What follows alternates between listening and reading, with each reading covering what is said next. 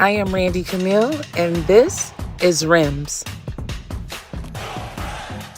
Hey, what's up, everybody, and welcome to another episode of R.I.M.S. I'm RanDee, and I am so excited today to bring you a person that I have known since we were kids. Of course, basketball brought us together, and as I start to look at the different guests I want to have on the show, and we talk about different things, the person I'm bringing on today, I feel like it's so essential to have these double conversations about being a coach and social injustice and how to be an entrepreneur and so many things of life after basketball, but still tied into basketball. So I want to introduce you all to Raina Harmon.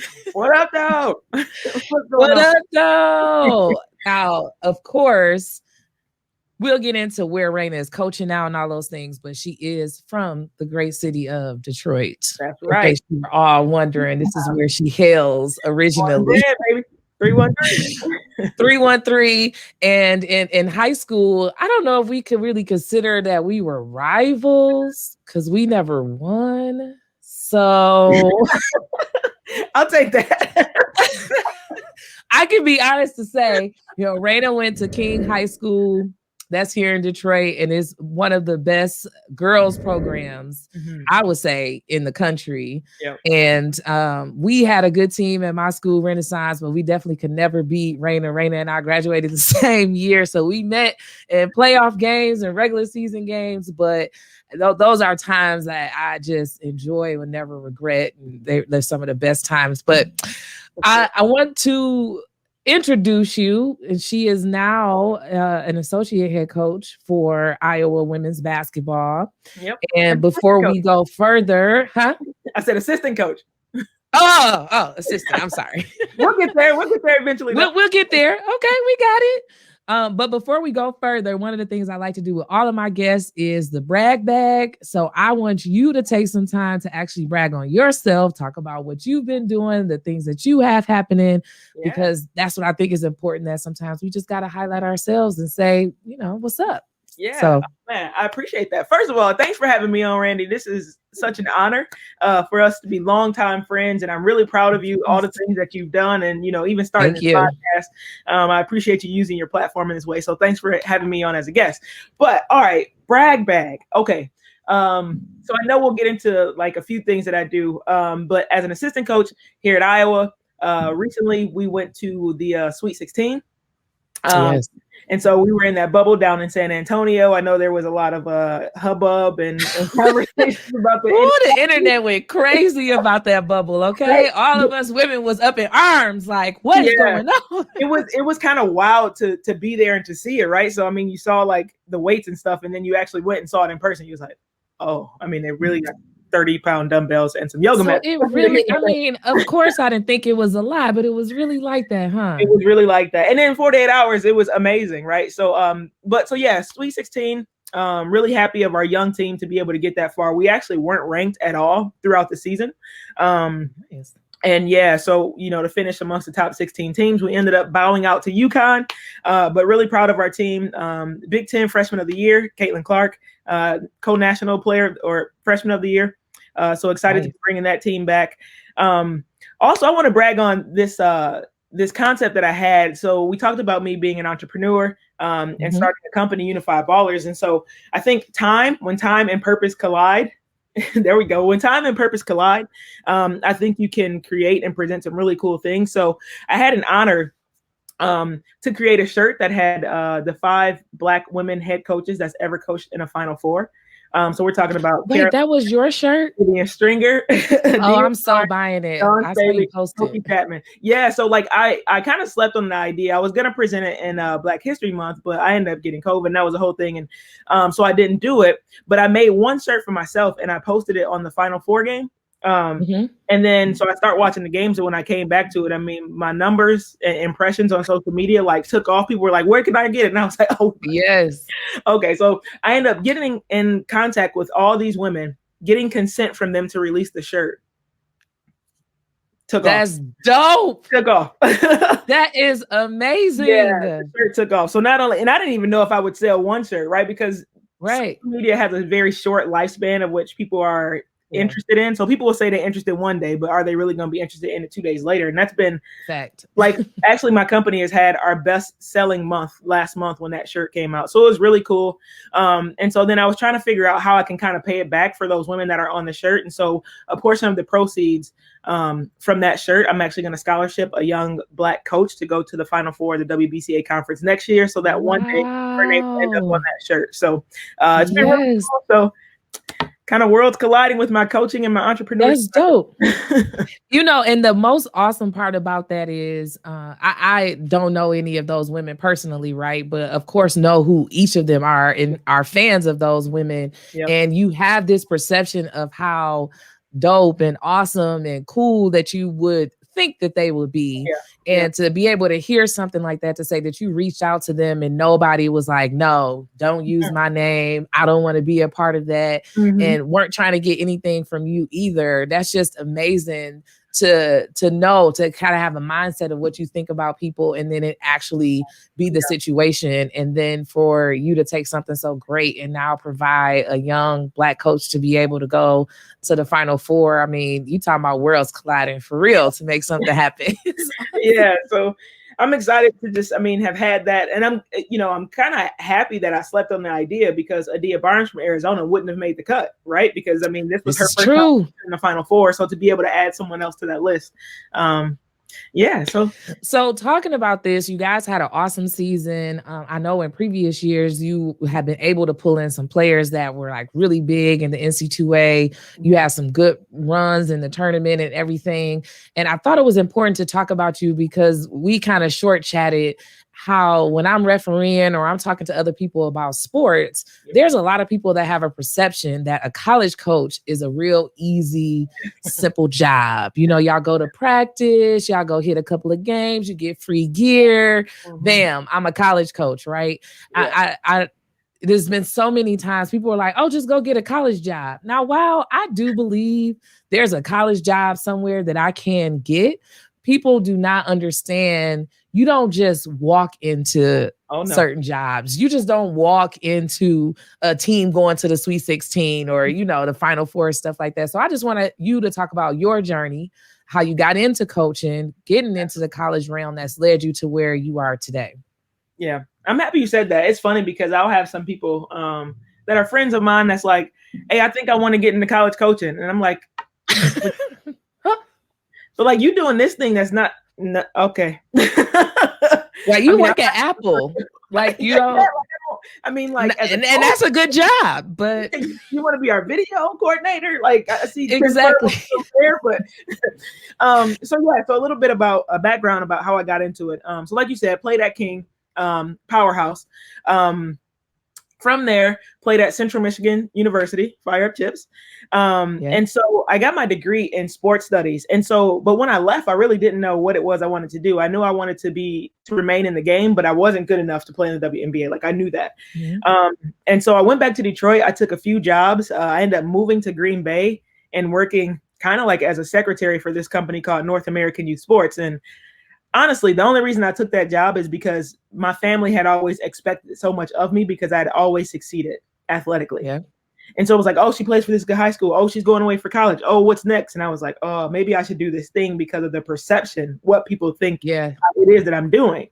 But when I got there, and I was there for 3 months, and Green Bay just ain't for me. Like I can't believe you made it 3 months. Okay, I've been in Green Bay just to play basketball, and I couldn't wait to get up out of there. So 3 months, no way. Yeah, and so I came back, and it was then when I came back that Police Athletic League, so PAL, they were looking to hire some assistant athletic directors, and I came up through the PAL program, cheer program, basketball program, ski program. And my mom was like the G, right, at PAL. And so I interviewed, I got hired. At that same time, Michigan Crossover, the AAU program that I used to play for. So he reached out to me and was like, hey, I know that you're back in town. Are you interested in being an AAU coach? And I was like, yeah, I'd love to, coach the young women that are part of that program. So I started with 7th graders, and I ended up moving up with them every year. And every year that I moved up, like college coaches would start calling my phone because now they wanted to recruit these young women. They were really good. We had a really good program. That's a really good program, the Michigan Crossover. So just, we got to take a second to shout out, because that program has produced a lot of Division I athletes. And if they're not a Division I athlete, they have produced a lot of scholarships. That's really what I should say. They've given opportunity to a lot of women coming out of the Metro Detroit area to be able to go to college and do something that they love. So definitely wanted to give that bit of kudos to that program before, you kept going. Yeah, near and dear to me for sure. So shout out R.I.M.S. if he ever watches this. Shout out to you, my brother. I'm gonna make sure I send it to R.I.M.S. so he can see it. Perfect. So I was coaching with that team, and it was around when they got to 9th grade that he would allow me to field those phone calls from college coaches. And to be honest, college coaching had never dawned on me when I was in college, because I didn't have a coach that looked like me. And so like, it didn't even cross my mind that I could do that for a living, right? They were my coaches, and then I was there with them for 4 years, and then I moved on. So it really didn't start to set in that like, maybe this is something that I want to consider doing, until those recruiting coordinators and assistant coaches started to call my phone, and I started building relationships with them. I think about 3 years after I started coaching with the Crossover, rest in peace, Coach Winfield, my former coach at Martin Luther King, he gave me a call, was like, hey, do you want to come back here and coach high school as well? And I'm like, oh yeah, let's do it. So I'm coaching AAU, I'm coaching at high school. So now— I didn't know you did a year sometime at King, but that would have been when I was still playing though. So I was like disconnected from everything. Yeah. Yeah. So I coached there for like a season and a half. And so what happened was, I wanted to be intentional about like, I have this connection with all these people that you guys are recruiting. I have a connection, to Metro Detroit area, and just the young women, the great talent that was in the area. I started asking coaches what I could do to make myself more marketable, to move in, maybe like as a director of basketball operations, director of player development, kind of an entry level to get myself in, so that one day I could become a coach.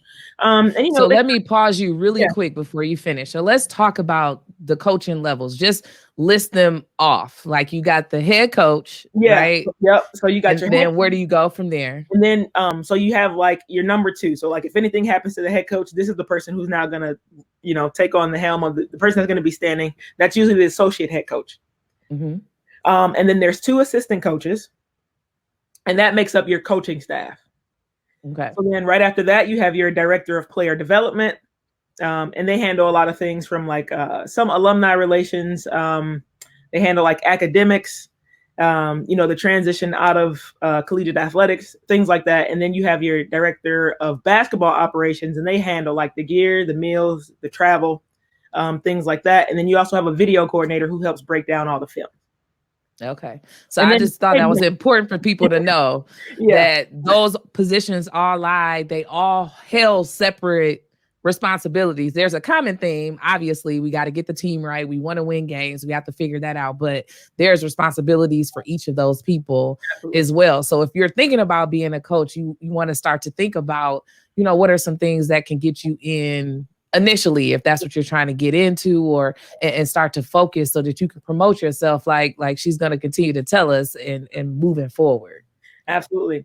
So I started being intentional about, asking like, how could I better, prepare myself so that if positions become available, what type of position should I even apply for? Right. And a lot of things that came back, because I was already getting my master's degree at Wayne State. So graduate assistantship was kind of out, but a lot of people were like, maybe director of basketball operations. And I had transferable skills there because, again, I was working full time at PAL. I was in charge of running the golf program, the cheer program, the softball program. I was in charge of a budget. I was like talking to coaches. So everything. I was kind of doing these things that a director of basketball operations does. So I got a phone call one day from the University of Michigan. Kevin Borseth, he's the head coach.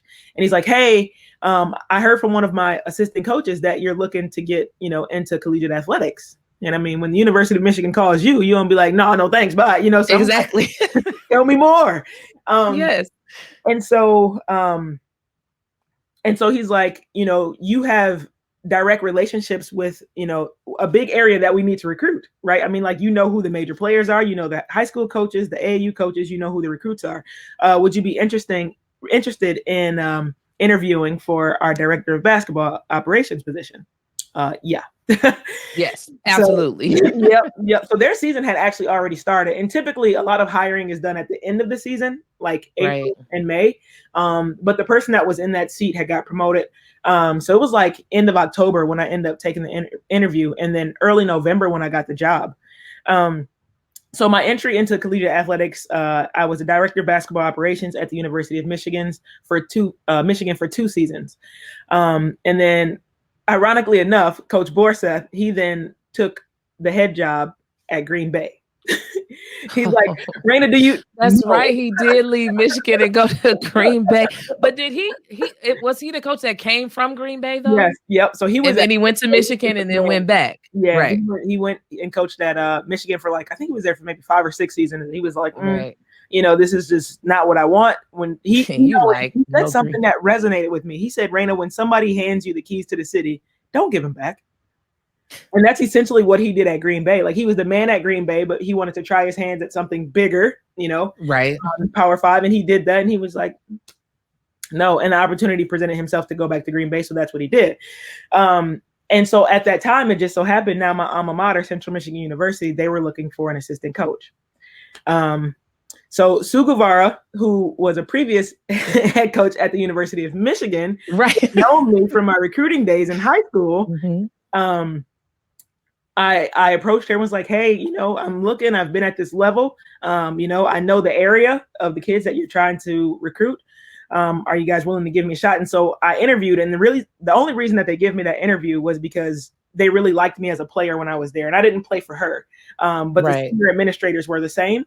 And so I didn't have any collegiate coaching experience, but they were like, yeah, let's give Raina a shot. Like, she can help reach alumni because they're essentially her teammates. Exactly. And she can recruit because those are the kids that she was just coaching a year and a half ago. And so I got hired on at Central Michigan as an assistant coach.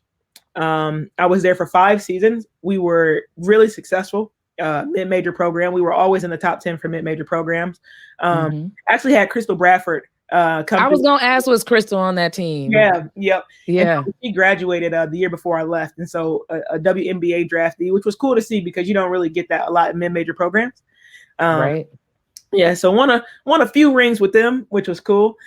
And so then I got to the point where my family was starting to take shape, and it's like, okay, we're going to be together. And now I have a stepson who's going into the 8th grade. And I know for a fact, once he gets to high school, I don't want to be bouncing him around. And in this profession, that can happen because I'm essentially working I'm under, like, if my head coach wants to be there or not. Right. So if the head coach takes another job and move on, that staff, it's just done. I will never forget. I had a friend who I knew from overseas, were good friends, and Edwina, and she went to the University of Texas and was like everything there. And when she retired from playing basketball, she went back and was working with that staff. And one day the coach was just like, I don't want to coach no more. I'm tired. I've been doing this. I think she had been doing it for, I don't know, 30 years or something like that. Yeah. And she just was like, sorry, I don't want to coach anymore. I mean, no issues. They were winning. And so now her whole staff is left to find a job. And the new coach that came in was like, I think you guys are good people, but I don't want any of you. I want the people I know and I trust. And just like that, nothing. So that's the eerie part, I guess. It is. Say that can happen. Yeah, so you have to definitely do your homework, with where coaches think they're going to be, how long they have left contract before you decide to take those jobs. But so I was telling my head coach at the time, I've been here for 5 seasons, and I think that I want to look for a different experience, preferably not in Michigan, to be honest. And I want to go somewhere where my stepson could be in the same high school for 4 years. So, again, I told her that. She was intentional about, asking people what they were looking for. And it just so happened that Lisa Bluter from the University of Iowa was looking for an assistant coach. And she approached Coach G and was like, hey, she actually asked about somebody else in our conference. And so he was like, yeah, I think she's lovely. I think she's great. We play against her. She does a good job. Have you considered the person I have on my staff, though?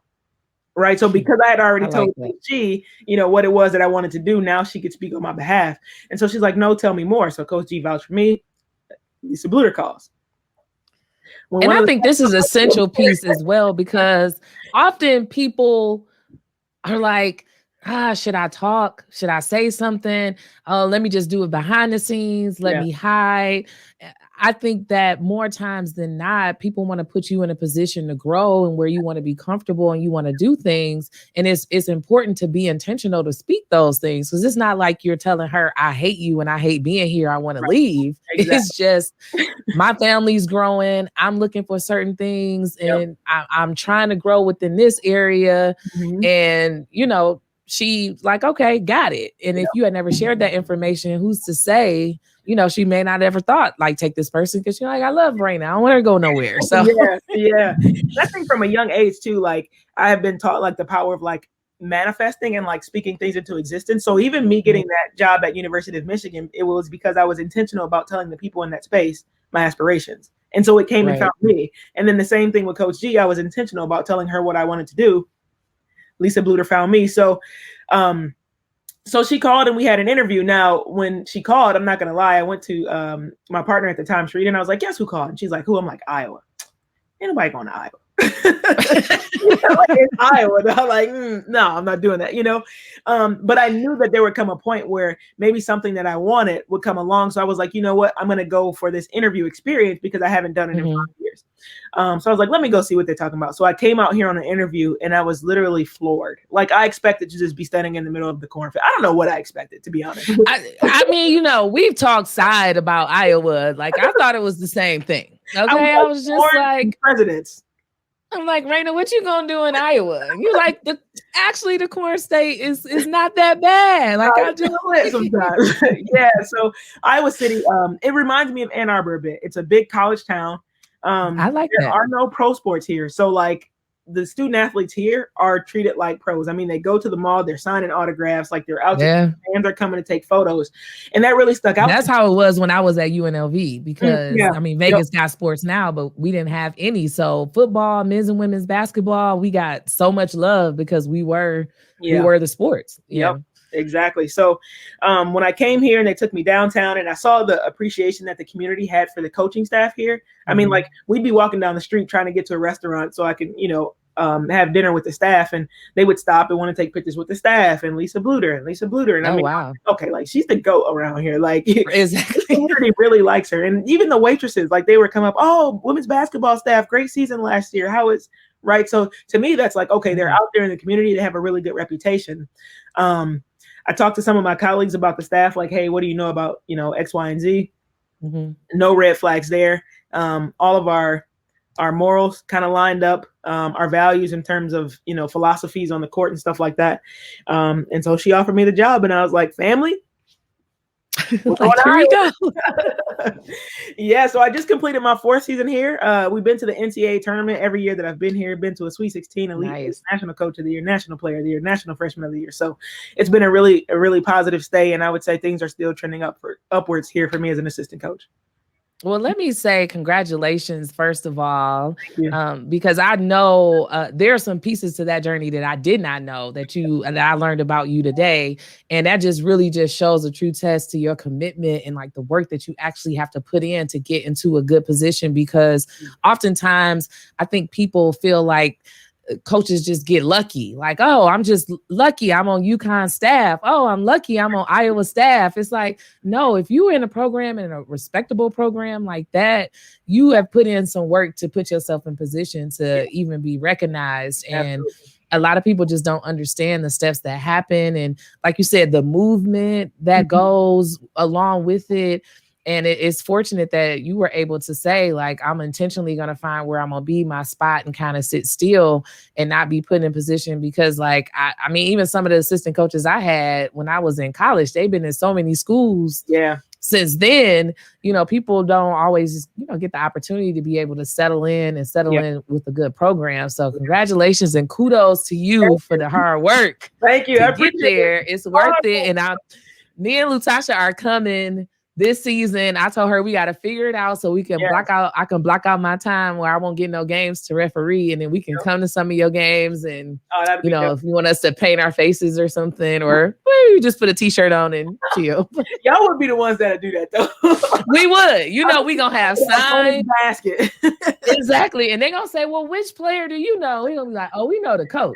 We the assistant. That's our girl. That's our homie right there. Oh, that's love.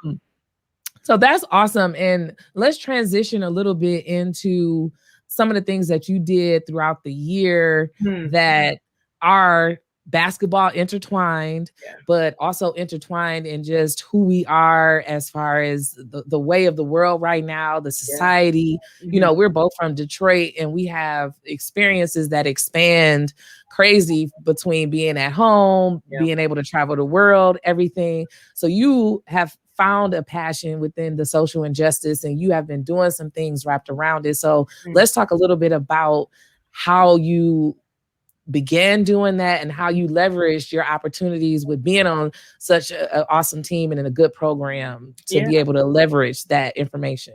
For sure. So I think for me, I didn't really move into, so some people call it like the social injustice space or even social justice or DEI. That's kind of a buzzword going around right now. But for me, really, it started when Colin Kaepernick took a knee. And I was like, what was that, like 2016? And so I was like, okay, well, why is he taking a knee? Yep. Okay. Like I understand.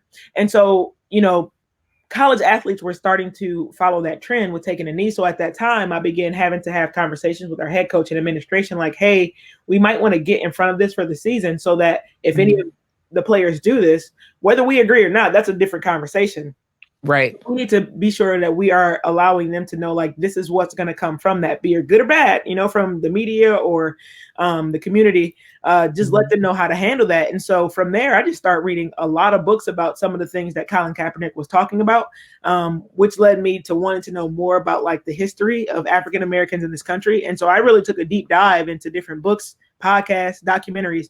And so again, that started in 2016. And so I had begun having a lot of conversations just around the treatment of our people in this country. And then I think last summer, summer of 2020, around the murder of George Floyd, is kind of when the world's like went under a whole reckoning, had an awakening. Yes. Where I feel like the majority of this country were in the streets protesting, screaming Black Lives Matter, or we need to do things to fix injustices. And so a lot of kids here actually start taking a knee. And so the fall sports anyway. And so as we approached our season, I was thinking, okay, I have a platform, via social media, or even our games, and I've grown to have a bigger following.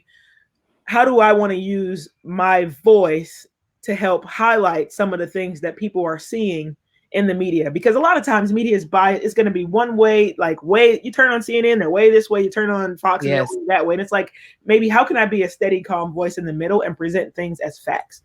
Right. Because a lot of times they're not staying on what is fact. Like they started to lose the focus on the disrespect for the flag, or, now you're disrespecting veterans. And even when you listen to Colin Kaepernick from the beginning, it was never ever about any of those things. Just to bring awareness and make people realize what's really going on in this country. There are a lot of things that are going on that are unjust, people aren't being held accountable for, and that's something that needs to change. That's something that this country stands for: freedom, liberty, justice for all, and it's not happening for all right now. Nobody wanted to even get close to what it really was. I felt like you said, nobody was really getting close unless it was us.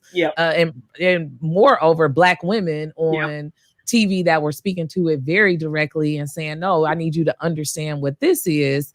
And like you said, I agree. It took to George Floyd for people to actually try to understand what the issue was and really try to say like, oh, this is really the problem. And it's scary to think that it took so many instances, but I will fair on the side that it's better that there are people who are actually trying to focus on what the actual issue is and not just something else. So And so as I approached the season, it was like, okay, I can take a knee. And then I started thinking about what are the ramifications of that, or what does that look like?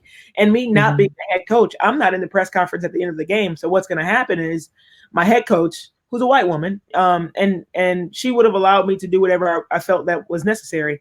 She would have been the one trying to explain why I took the knee, and I didn't think that that would be fair to her. I also didn't think that that would give me an opportunity to have conversations with people. It would be, again, either I support it or I don't support it. And so I said, you know what? Well, I'm really big on education, confirmation, affirmation. How can I put those three things together and present something where I can educate people and then begin to have a conversation? And so insert the mask, right? I'm going to be wearing a mask every game, every practice. Every game. And so I was like, you know what?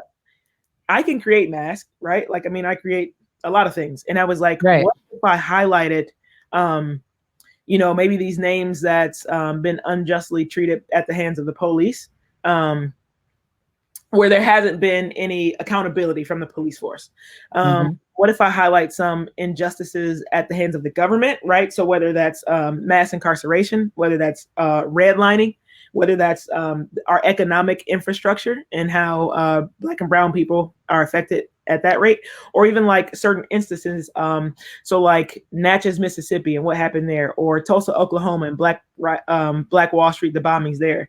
Exactly. And so I literally for 30 games, I put on a different mask highlighting one of those things. I posted about it on social media and kind of gave a little excerpt about what that thing represented. And what's interesting is people started hitting me in my DMs like, wow, I had no idea who Elijah McClain was.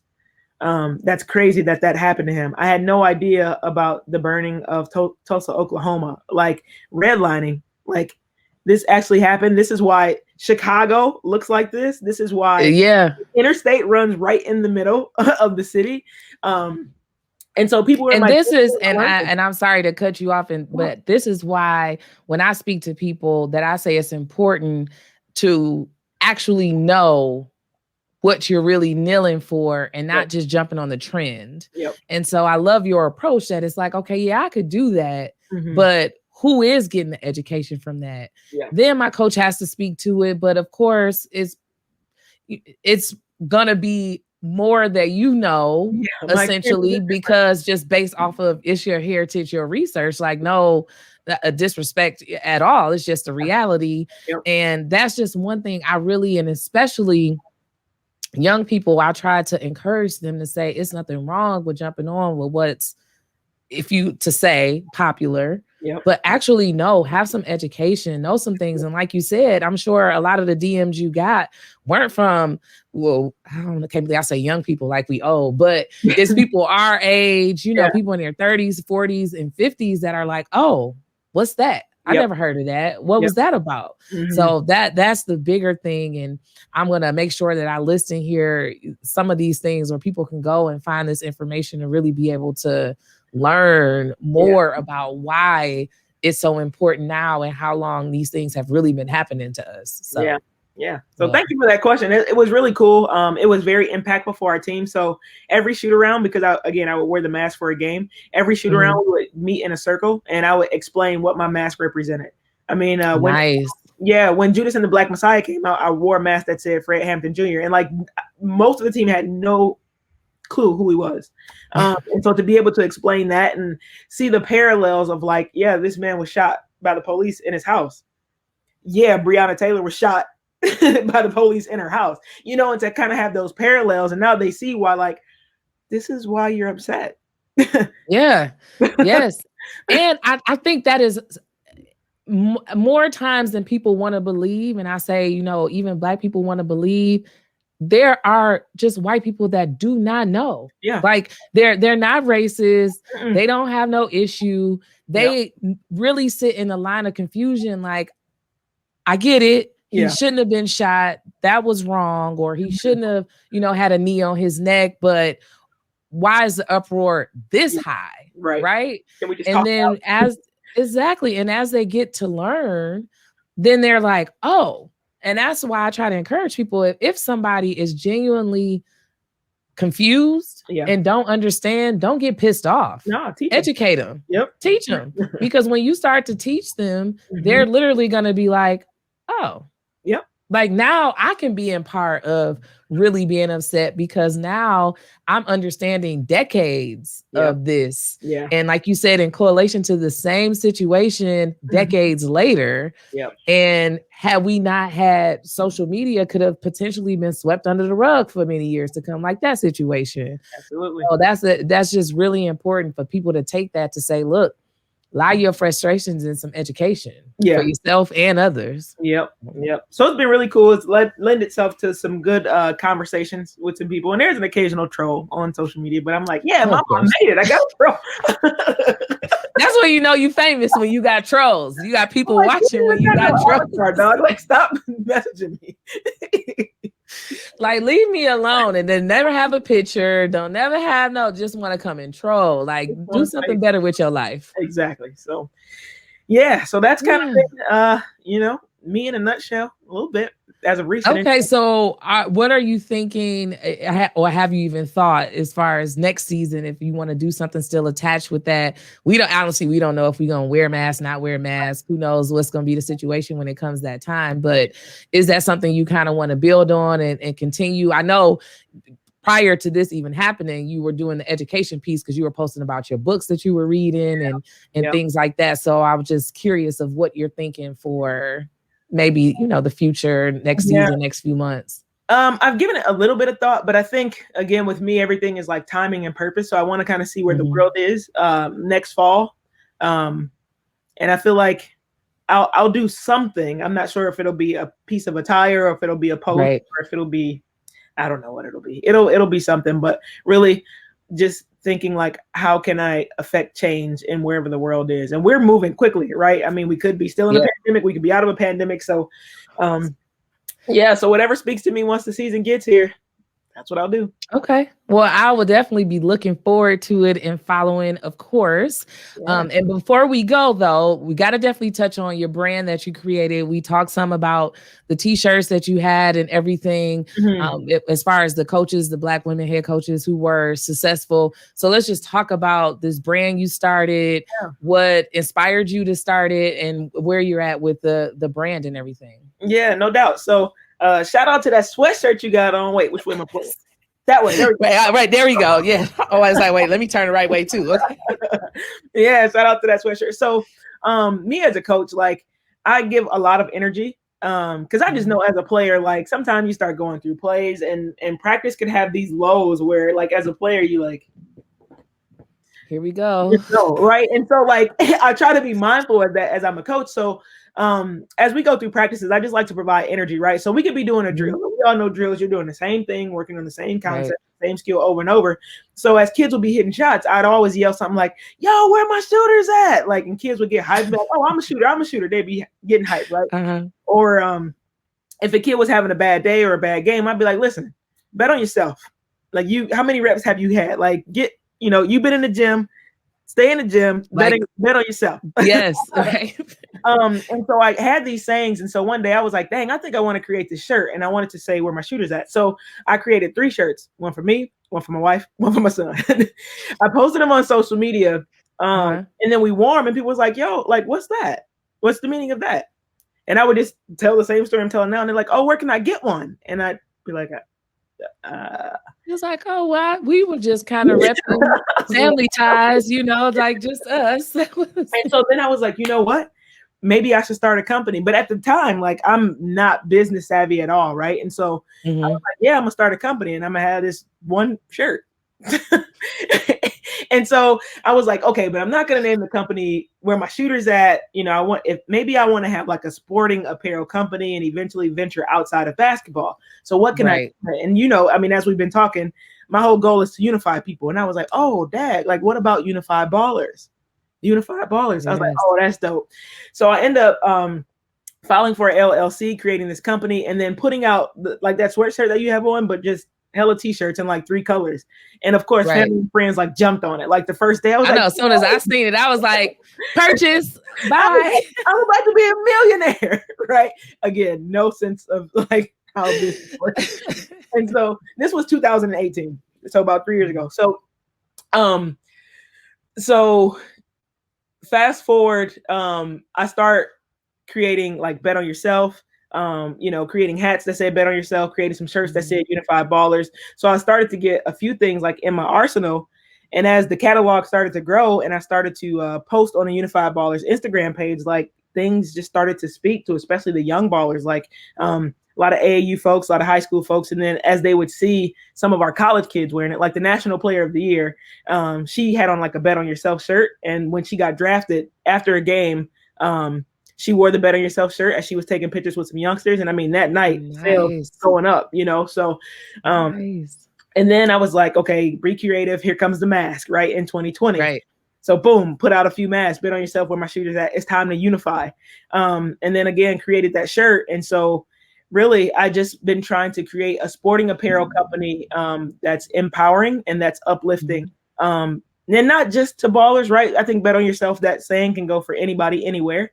So I don't know. We've just been trying to uplift with apparel. I mean, you look at this shirt, like this is going to start a conversation, like chosen.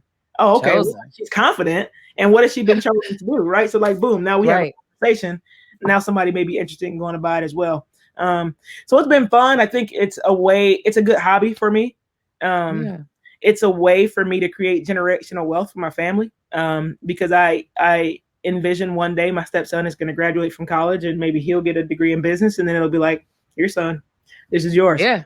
And you can. I was recently watching Master P on the Breakfast Club. Yep. And his two youngest sons are really good in basketball. And whatever was all the conversation, and you're talking to somebody that we know got millions, right? Yep. And it was still just so important to him that he was saying, what can I create for my kids, or what can they be working on to create for themselves now that they can have, that I don't even have to, provide for them. Like, here's this business, here's something that you're interested in. What is it that you want? And I just think that that's so important, and is awesome when you can hear it, to say, look, I want to help you have something. What are your interests? What are your ideas too? And we can link it all together, because your stepson, he's in the 9th grade now. Oh no, he'll be actually 17 in 2 days. He's in 11th. Oh my God. Oh, he's like almost an adult. Okay. Almost, yeah. Yep. So he's in 11th right now. Nice. Well, I really appreciate you taking the time to talk to me. I have so much love for you, just so much. And I'm so proud of everything that you're doing. And I just really thought it's so important for people to hear these amazing stories of, the women I know just prospering and doing things out here. So I just always am going to be a supporter. I'm going to go on the site. You got more of those t-shirts? Oh yeah, for sure. We keep those. Okay, so I'm going to go buy one as soon as we get off of here. And like I said, we're going to come to Iowa and visit and kick it. But I'm just excited to continue to see your growth. And I know only great things will continue to go in front of you. And I just want to thank you so much. I had so much fun. Thank you again. Appreciate you for having me. And I appreciate you giving a platform for women like me. And it's been good seeing like you present this content, but also for the women that's been on, your show. And I mean, I know Keita, right? I grew up with Keita. I grew up with her, and just to see that we're all kind of still linked and all doing great things in our own little sectors. So I appreciate you for highlighting us. So thank you. No problem. You are welcome. Well, guys, it's another episode of R.I.M.S. Again, Raina, thank you so much. And be sure to check out all of her information. I'm going to post everything. So go to her Instagram pages. If you are a women's basketball lover like we all are, make sure you follow Iowa next year. They only going to keep doing great things and support the brand. There we go. All right, y'all. Till next time. I am RanDee Camille, and this is R.I.M.S.